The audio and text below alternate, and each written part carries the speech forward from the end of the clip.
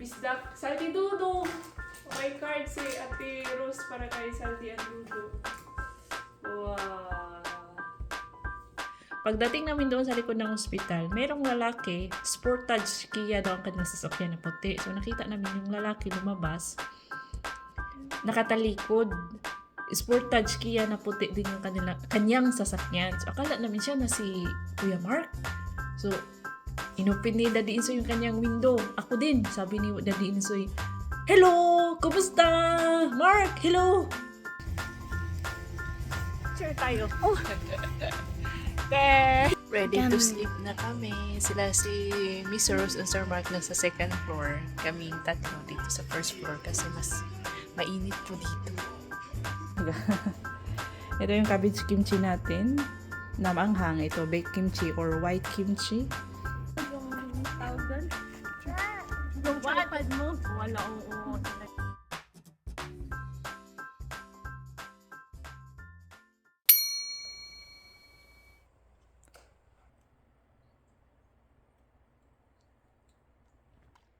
Good morning mga kabisdak! Welcome back to our channel. This is Bisdak in Korea Vlogs and welcome to our countryside, Korean countryside life. In today's video ay ito po yung araw na magmi-meet tayo with Miss Rose and Sir Mark, yung mga subscribers natin, mababait nating subscribers from Hawaii. Nagbabakasyon po sila ngayon sa South Korea and then nais naming magkita in person. So, sa bayan kami magkikita. Ang bait nila mga kabista kasi sila pa yung nag-offer, nag-suggest na okay lang sa kanila na mag-road trip. Pupunta po sila dito sa aming bayan mismo. And then, ang plano namin magla-lunch doon sa bayan. After ng lunch, ay pupunta kami sa Porcelain Museum dito sa aming barangay. So, maybe magkakape kami dito sa aming. Dadalhin ko sila dito sa aming bahay. Dito mismo, kung saan tayo nag-vlog. Nandito po ako sa labas. Yan. Obviously, nasa labas, no? Nag-snow kasi kagabi. Ito yung wino-worry ni Daddy Insoy. Kasi ang weather forecast nagsasabi na may heavy snow daw Saturday night. So, kapag ganon, may heavy snow sa Saturday night and then sa Sunday is -6 daw. So, nag-worry si Daddy Insoy baka madulas. Yun nga, baka hindi daw sanay mag-drive si Sir Mark kasi nga from Hawaii po sila. Walang winter sa Hawaii. Pero hindi naman masyadong malakas yung snow. Kaya okay lang. Sabi ni Miss Rose, game daw sila today. So, tara na.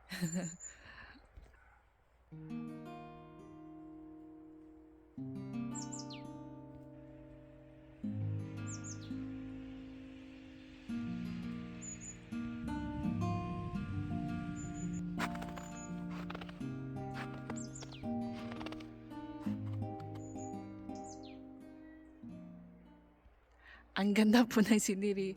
Actually, kakagising ko lang. Ay, hindi. Nagising ako kanina 6, tapos natulog ako ulit. And then, yun, nag-get up kami ni Little Insoy mga 8:30. Kung naririnig nyo, si Daddy Insoy po yan. Nandoon siya sa bahay ng aking biyanan. Pinapala niya yung mga snow sa front yard.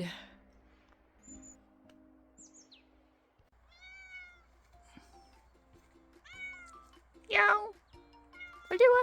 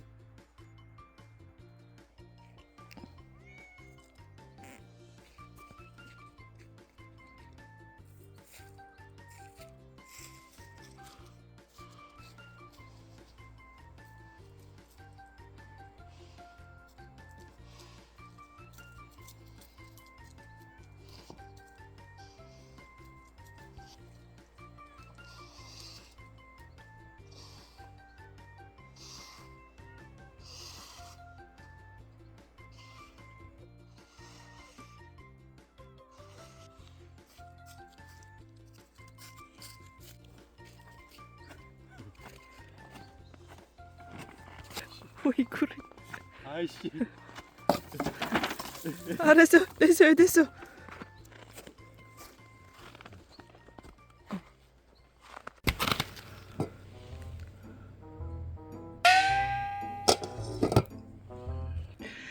Nagluto po ako kanina ng adobo. Ay, ininit ko po yung adobo kanina. Tapos, natagalan ako sa labas, mga kabistak.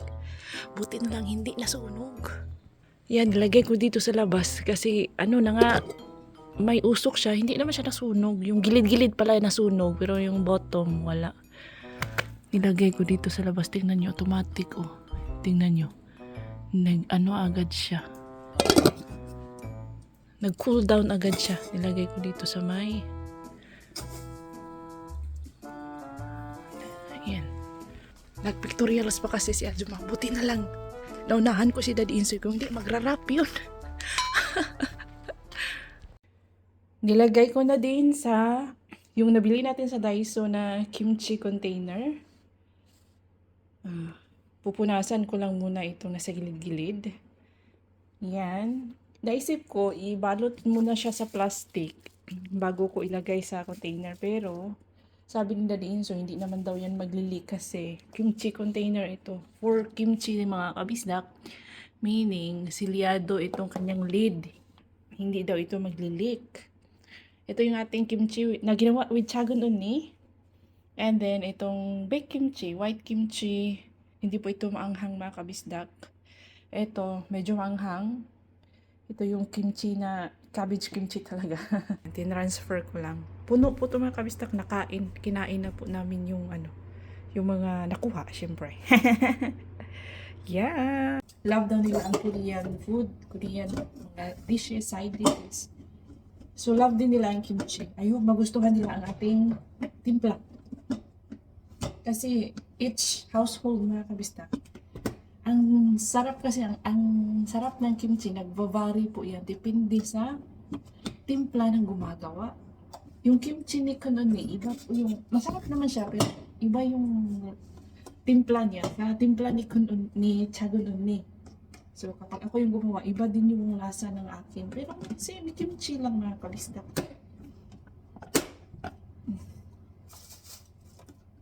Okay.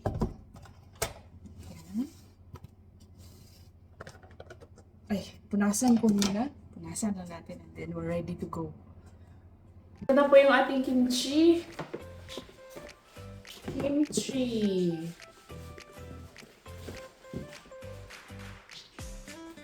And then, meron tayo dito. Ito mga kabisdak. Korea. Maganda po yung packaging nito.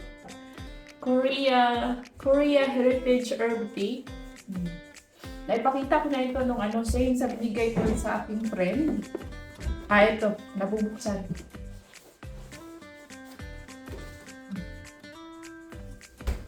잠깐만요, 같이 가자. Ito siya mga kabisdak. Yan. Korea Heritage Herb Tea. Tik-tik. 친구 가자. Ay, 천천히 가. Traffic daw yan. Yang express. Kanina, yang express. 아, 그건 양양이요? 트래픽인데 이거 진짜. 천천히 lang din. And then yung aking personalized na eco bag na sinulatan ko namin dito minsan nagdala din si Titi. Yung eco bag, mapapanood niyo po ito. Mauna kong i-upload yung paano namin ginawa with Little Insoy. And then yung ating singing birthday card. Yan. Na may fireworks. Yes. And then ito.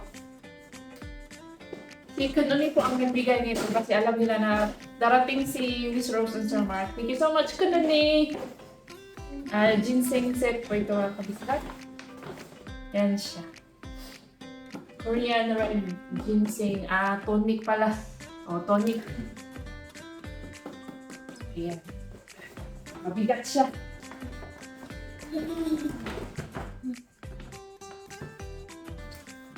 Okay.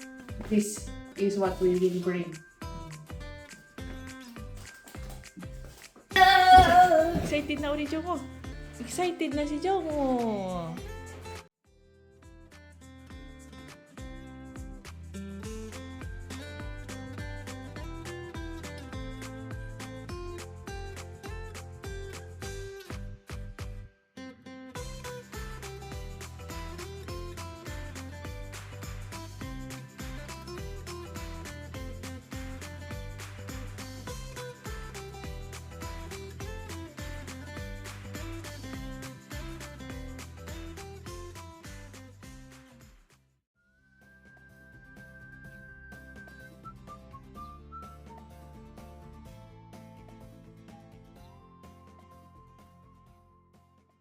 Ang sabi ni Miss Rose is traffic daw. On the way coming here sa amin. Traffic daw. Traffic daw sabi ni Miss Rose, kaya hinahinay lang kami. So naghinay-hinay din kami makabistak. Tapos biglang dumating na sila. After 5 minutes kami yung na-late. After 5 minutes, meet natin sila. Doon ang meeting place namin sa likod ng hospital, Songshim Hospital sa aming bayan. Kasi yung restaurant is nasa likod lang din naman ng hospital. Doon po kami mag-meet.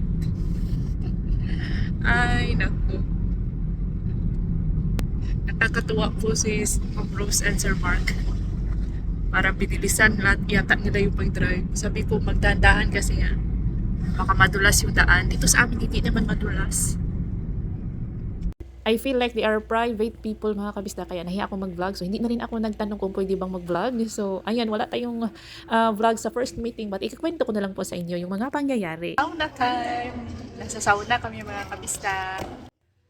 May bagong Jimjilbang or yung public bath dito sa aming bayan, kaya naisipan kong why not dito kami matulog para matry din nila Ate Rose and Kuya Mark kasi never pa nilang na-experience ang Korean public bath or yung Jimjilbang. So, nandito po kami, dito kami matutulog. Tingnan nyo si Little Insoy, enjoy na enjoy po niya ang bagong sauna.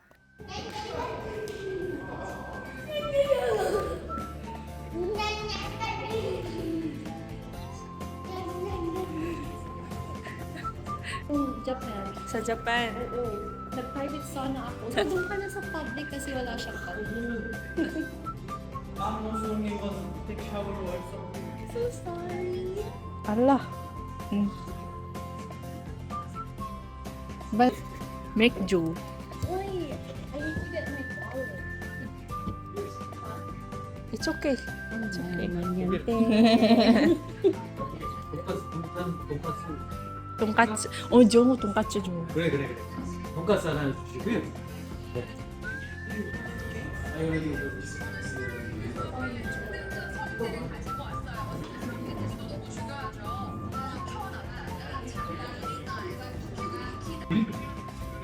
This is nice. So long. Yeah, they will tow your car. No cameras. Yeah, not like here. Humiliated Oh, too hot. and out of the ocean wind. Malagkit. What are you? Humidity?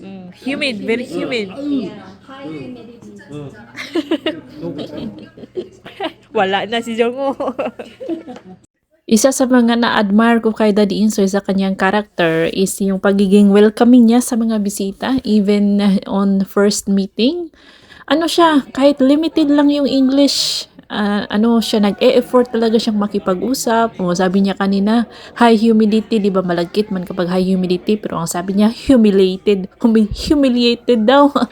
At na-admire ko din itong si Ate Rose and Sir Mark kasi naiintindihan nila si Daddy Insoy. Pinipilit po nilang intindihin ang broken English namin ni Daddy Insoy. So, mga kind people kasi sila mga kabistak, hindi sila nagja-judge, walang pretensions. Basta, masarap, maganda, magaan yung loob namin sa kanila. Eto, sa second floor mga kabistak, mayroong hot and cold na rooms dito. Pwede ka din magpapawis. May dalawang klase yung kanilang hot rooms. Mayroong medium lang yung hotness at mayroong high. So, after mo pumasok sa hot room, papapawisan ka doon. Ma-open yung pores mo. So, kailangan mo din yung i-close. Pupunta ka sa malamig na room para ma-close ang pores. And then sa first floor naman, Bulgama. Meron ditong malaking kiln. As in, giant kiln mga kabistak. Para siyang giant oven. Yun, oh, di ba may tao sa loob, nakaputi. Oh, yan siya. Pwede ka rin gumamit dito. May naka-prepare na makapal na tela, upuan po yan mga kabisdak. And then, may malaking kumot, makapal din na kumot. Para balutin mo yung katawan mo, buong katawan mo, babalutin mo, papasok ka sa oven. Pagpapawisan ka talaga ng sobra, ng as in. Maganda daw yan kapag may nararamdaman ka sa iyong katawan, kapag pumasok ka doon at pagpapawisan ka. Natatanggal daw yung toxins ng katawan mo kapag pinagpapawisan ka na dito sa loob. O yan. Tapos pag labas mo, you feel better na. Yan po ang chika mga kabistak. So ayun, dito po kami matutulog sa first floor. Kaming tatlo, si Ate Rose and Kuya Mark sa second floor. Mas mainit kasi dito dahil malapit sa malaking oven. No more chocolate yung. Para sad siya eh. It's not chocolate. May restaurant at parang bar dito sa second floor ng Sona mga kabisdak. So dito na rin kami nag-dinner and nagtagay sila Kuya Mark at si Daddy Insoy. So binigay ni Ate Rose yung pasalubong niya. Isa sa mga pasalubong niya kay Little Insoy, yung stocks, magnetic na stocks mga kabisdak. Ay, na-disappoint si Little Insoy kasi hindi man candies or chocolate. Ito na. Ito yung ginawa niya. Matutulog na sana kami doon sa first floor pero pinaghahakot ni Little Insoy yung mga mat dito sa second floor. O, diba?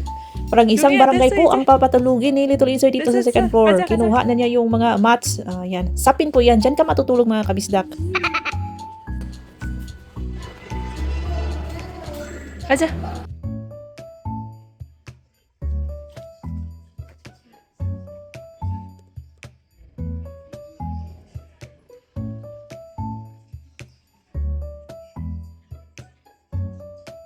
Ready to sleep na kami. Sila si Miss Rose and Sir Mark sa second floor. Kaming tatlo dito sa first floor kasi mas mainit po dito.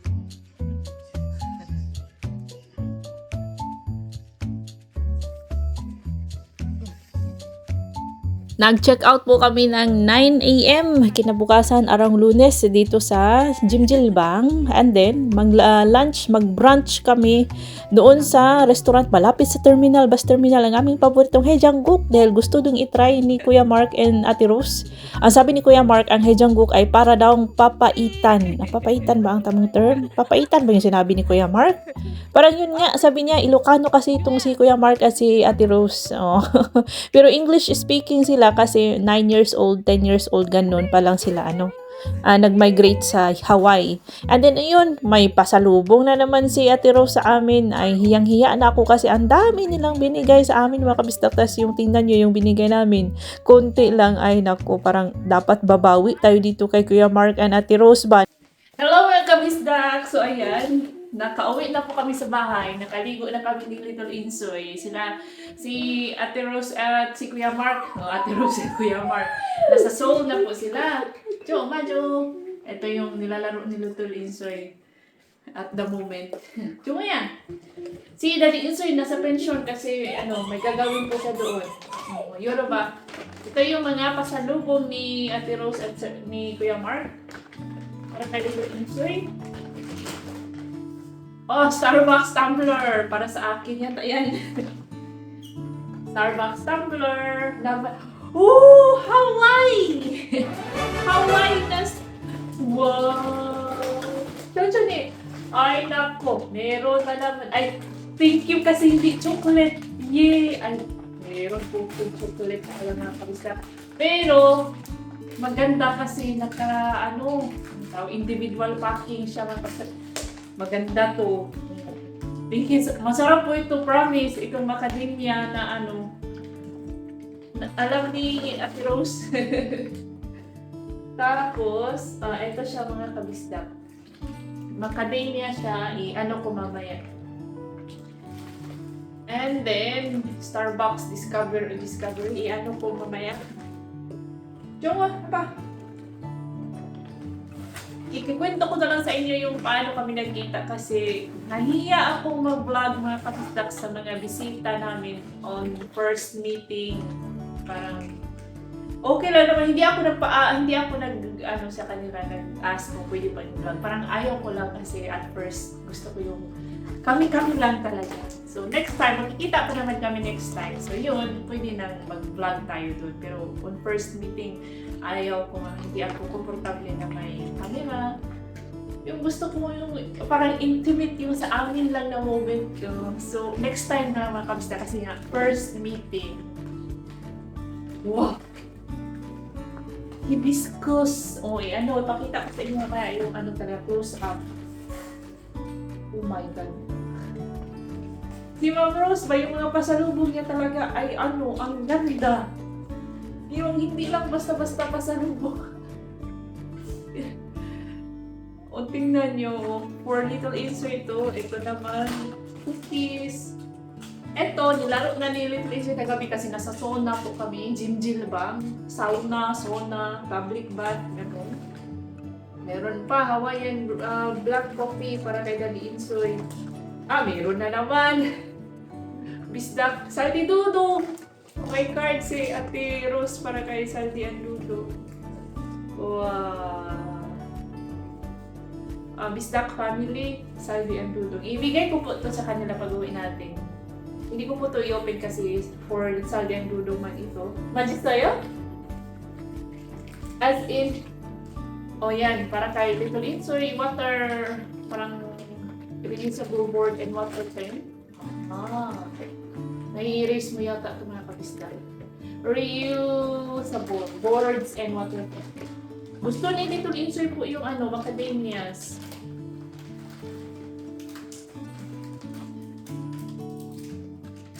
Ata.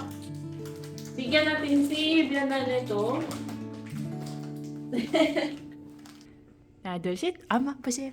엄마 보세요. 엄마 여기 보고. 그렇지. Ayan mga kabisdak. Ito po ay blanket na may hoodie. Dito matutulog. Try natin yan mamayang gabi. Dito matutulog si Little Insoy. Dinosaur ba to? Manok.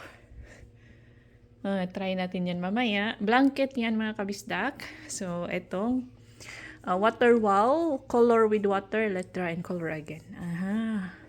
Para siyang drawing book pero watercolor. Merong tawag dito.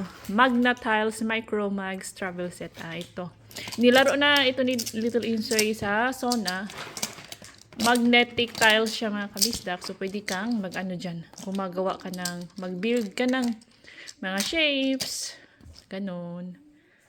And then, ito. Hawaii's Finest Cookies in Paradise. Merong coffee, paborito ni Daddy Insoy. Merong Hawaiian tumbler ng Starbucks. Wow. Eto, excited ako matry ito. Hibiscus mint. Etong masarap na Mauna Lua macadamias. Meron 2 flavors. Yung sea salt at saka yung milk chocolate. Ito gusto ni Saldi itong sea salt. Tapos, meron tayong Honolulu cookie. Premium shortbread cookies. Tapos, may love letter si Ate Rose. Ito sa amin, then ito kina Saldi. Ayan. Wow! So, tingnan natin kung anong meron dito sa loob. Cup! Perfect kasi may kape, may ice, may may tea. Perfect na perfect. Kinumpleto na ni Ate Rose. Wow naman. Wow. Alam mo, nahihiya na ako dito kay Ate Rose. Sobra niyang, ang dami niyang binibigay sa amin. Tapos, yung binibigay namin sa kanila, kunti lang. Nakakahiya naman nito. Ayan siya mga kabisdak ko. Ang ganda naman. Maui. Ang Maui po ay isang island. Uy, bakit pumasok naman itong si ano? Ahay, pumasok na yung mga pusa. Jungo, close the door! Close the door! Na, pumasok na si ano. Sus, kinuok ka na. So, pagdating namin sa likod ng, ang meeting area namin, meeting place namin sa likod ng, pumasok naman silang lahat. Uy, Jungo pali! Pumasok na. So yun mga kabisdak, ang kwento is yung meeting place namin sa likod ng hospital doon sa bayan, Songshim Hospital. Tapos ang update ni Ate Rose is ano daw, hinay-hinay traffic daw. Tapos they're taking time on the road, sabi ganun. Tapos kami naman, sige, hinahinay lang tayo, baka malate. 12:30 yung aming reservation doon sa Shabu Shabu na restaurant. Hindi na ako nag-video doon mga kabisda, basta kumain kami sa Shabu Shabu restaurant. Yung Shabu Shabu restaurant kasi, malapit lang po siya sa hospital, nasa likod din ng hospital. So sabi ko, magkita kami doon sa likod ng hospital. Tapos, naghinahinay kami kasi nga traffic daw sila. Then, a few minutes after, sabi, nandito na kami sa likod ng hospital. Ganun. So, nauna sila sa amin ng mga 5 minutes. Pagdating namin doon sa likod ng hospital, merong lalaki, Sportage Kia daw ang kanilang sasakyan na puti. So, nakita namin yung lalaki lumabas, nakatalikod. Sportage Kia na puti din yung kanyang sasakyan. So, akala namin siya na si Kuya Mark. So, inopen ni Daddy Insoy yung kanyang window. Ako din, sabi ni Daddy Insoy, "Hello! Kumusta? Mark, hello!" Tapos nakatingin na lang yung lalaki sa kanya. Then ako din, sabi ko, "Hello! Hello!" Ganon. Tapos yung lalaki natulala. Parang loading siya mga kabisdak. So doon namin na-realize, nung nagsalita na yung lalaki, 죄송합니다, something like that, Korean. Sabi na, ay hindi pala yun si Mark. Nakakatawa ang experience kasi mali kami, hindi pala yun si Mark.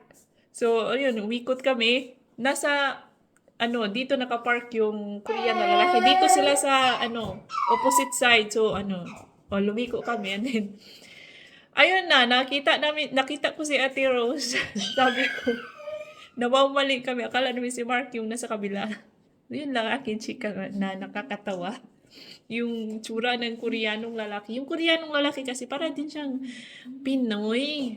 Kaya akala namin si Mark na. Natawa kami kasi loading siya. Yun lang ang kumain kami ng lunch sa Shabu Shabu, and then nag-coffee kami doon sa coffee shop. After lunch, nag-coffee. Then after doon, ang dami namin pinag-usapan, especially sila Daddy Insoy. So, ang plano is Sunday, open kasi ang Porcelain Museum dito sa aming barangay. Ang plano, after ng lunch, mag-coffee, and then pupunta sa Porcelain Museum, magagawa kami ng pots. Kasi yung pot, gusto mga kabisdak, pwede mo siyang iuwi sa inyo, pero after 2 months, so ang plano ko, after namin gawin, kapag ma-receive ko na yung pots na ginawa nila Ate Rose and Sir Mark, aking papadala sa Hawaii. Maganda kasi yun kasi gagawa ka ng your own design, pwede mo siyang sulatan, pwede mo siyang drawingan, ganun. Maganda siya na experience sana. Wala namang time kasi ang dami namang chika. So, nagpunta na lang kami sa Sona, sa Jim Jilbang. Doon kami nag-spend ng night, doon din kami nag-dinner. Doon din nagtagay sila Mark and si Daddy Insoy. Kami ni Little Insoy, doon po kami natulog. And then, ang saya-saya ni Little Insoy doon. Nag-enjoy po siya sa Jim Jilbang talaga. Natulog siya ng 1 a.m. na mga kabisdak. Sa sobrang excitement niya doon sa loob. Kasi hindi tapos-tapos yung excitement niya. Yun. Nag-enjoy ako talaga sobra. Hindi ako kasi kapag nag-e-enjoy, hindi ako like Daddy Insoy na makikita mo talaga, mahalata mo nag-e-enjoy si Daddy Insoy. Unlike Daddy Insoy, ako kasi is parang nonchalant ako na tao. Pero promise, sa lahat ng mga first meeting ko ng mga tao, is sila yung pinaka-komportable ako mga kabisdak. Yung, basta, si Ate Rose and si Sir Mark, yung bang hindi ka nahihiya, hindi ka na iilang, pero ayaw ko lang mag-vlog kasi gusto ko na yung kami-kami lang, ganun. Sa next time na lang kasi gusto namin talaga pumunta sa Hawaii. So, with Daddy Insoy and Little Insoy, pag-ipunan natin yan mga kabisdak. Iyon, magaan silang kausap, magaan silang kasama, masaya. Yung yung chill lang sila. Chill na tao, respectful, funny. Si Kuya Mark, kahit hindi siya bungis-ngis, funny siya na, ano bang tamang term? Funny siya na, yung hindi masyadong halata na funny.